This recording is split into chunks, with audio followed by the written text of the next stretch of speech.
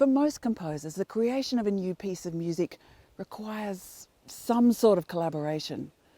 That usually involves the composer working with musicians on anything from rehearsing for a first performance through to actually co-creating the work. But what happens if those collaborators are not musicians? Madeleine Flynn and Tim Humphrey work with scientists, engineers, architects and lighting designers to create large-scale sculptural pieces built specifically for a particular environment. Once they're built, those pieces or installations come alive, using the sounds of that specific environment to make a new kind of music.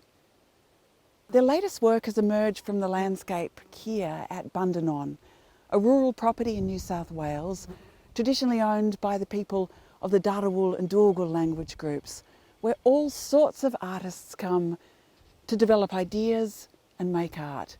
It's a place where art and nature fuse in fertile creativity. Here, Maddie, Tim and lighting designer Jenny Hector have built a series of what they call attunement spaces, where people experiencing their work can disconnect from the industrial light and sound that surrounds many of our lives. Immersed in the darkness and the quiet, the experience of the work will slowly reattune us to the sound and light of the natural environment. What we hear and see is up to us and where our attention goes.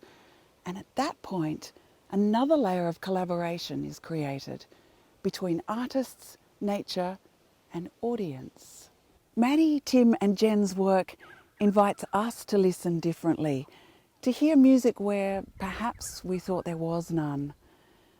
At first, that might seem like it's taking us a long way away from where music is. But maybe it's actually taking us back to the place where music starts.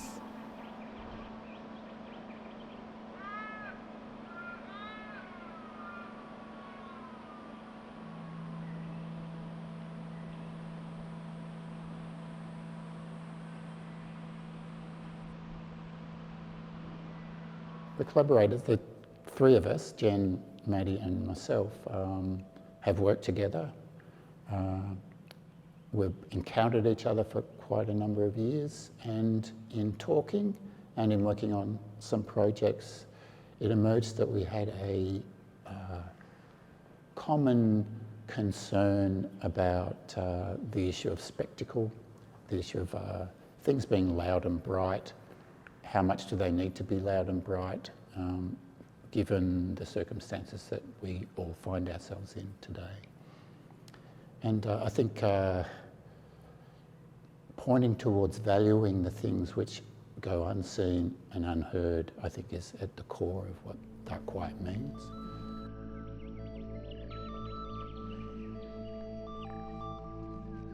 I became interested through the Australasian Dark Sky Alliance, the nature of the dark sky and light pollution, and finding out that light pollution was the fastest growing pollution in the world.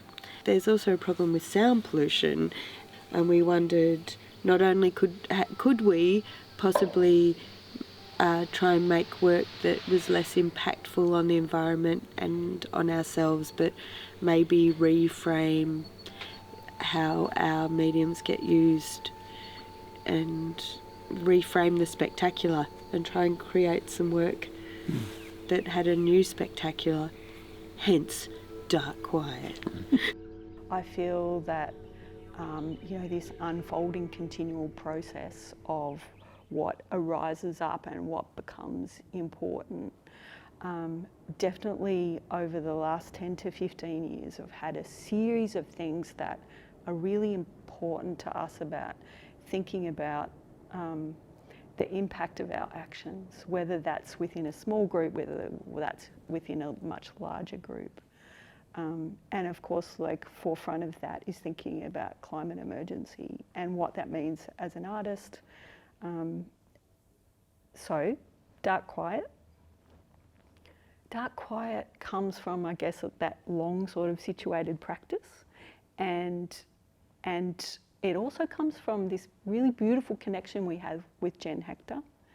Jen is an incredible lighting and space designer, and Tim and I are like sound and space designers. So we have these intersections where we come at different things with different sets of expertise. Jen Hector was really into these, thinking about for herself the impact of her own practice on the environment, and Tim and I were into that too. So then she was also connected with ADSA, the Australian Dark Sky Alliance. And so Tim and I started to think about, you know, what's that equivalent in sound? You know, there's a long history of acoustic ecology and people thinking in those ways. So together we went, we care about the dark, we care about the quiet. Where in some ways it's an offer around, scale and being concerned around this sort of cultural movement towards the spectacle and the implications around energy use and human attention to do with spectacle. So how can we make a big experience for people that is somehow small and quiet, dark and quiet, but can be over a big area and can have a big impact over people. So it was very difficult. Red light has, like its frequency doesn't travel very far, and it's not as detrimental to us and Mother Nature, doesn't interrupt our rhythms as much as white and blue light frequencies. Also better for our eyes to see in at night. So yeah, that's why the red light. We've had a couple of years together as in a research phase rather than a production phase. And that research phase has involved lots and lots of conversations with people, lots of reading, we have had some, you know, thinking times together. You know, there's just a really difficult tension in how to make manifest something that creates a situation for people to pay attention in without using too much, and how to hold that, how to frame that. That was a lot of part of our discussion around, I guess, perceptions and ecologies, and thinking about what it means to be a settler artist in this country. We came up with a set of principles that we wanted to make manifest in our work. We'll just have a look at our principles. The first principle is First Nations first. Break out the manifesto, people. Yeah. But they are like a methodology. Yeah. So addressing our footprint to minimise environmental and sensorially impacts at each stage of our process. Realigning the notion of spectacle and collaboration and consultation with a broad pool of experts, custodians and allies. One thing that I want to say is DarkQuiet doesn't necessarily mean you go out and try and record nature sounds or, you know, head out to see the stars, although that's important and critically important, but and a lot of the sounds that are out there are disappearing. If we're going to do anything about that, I think we have to realign the way we experience the light and sound in the world. We're deafened and dazzled. We're in this state of shock, actually, in not being able to comprehend the things that are already there, that are around us, because we're blasted so much with all this spectacle. So it's almost like it's a health issue, but it's also an issue about being able to be in the world and being able to engage with the world. It's a survival issue around thinking around climate disaster and why can't we act?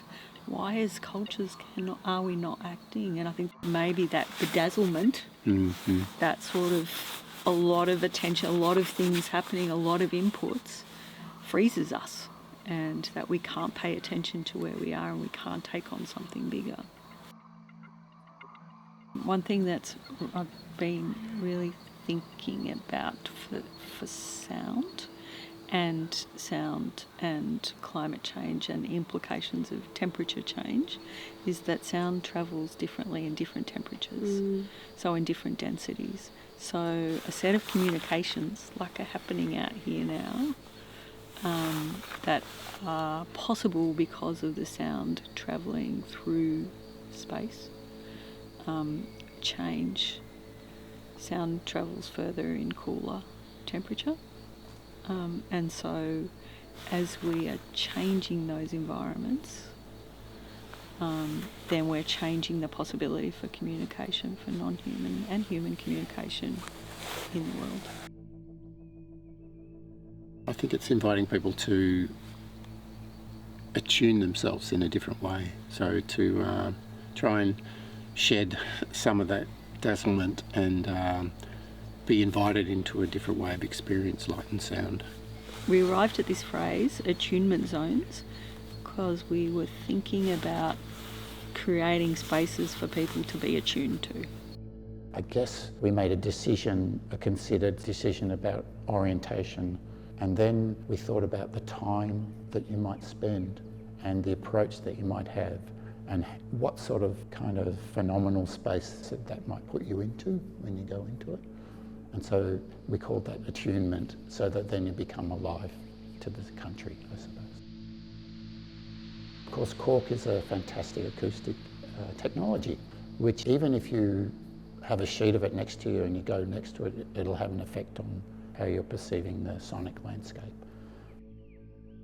I think technologies are everywhere in the natural environment. That's a lesson that comes to us from First Peoples, and it's just a matter of being alive to them. There's physics in the way a tree bends and in the sound of the leaves that reaches your ears and the aspect of your head as you turn. And so all those things are technologies that we enhance. You know, maybe we have an apparatus, but it's secondary to the principles, the technological principles that are existing there.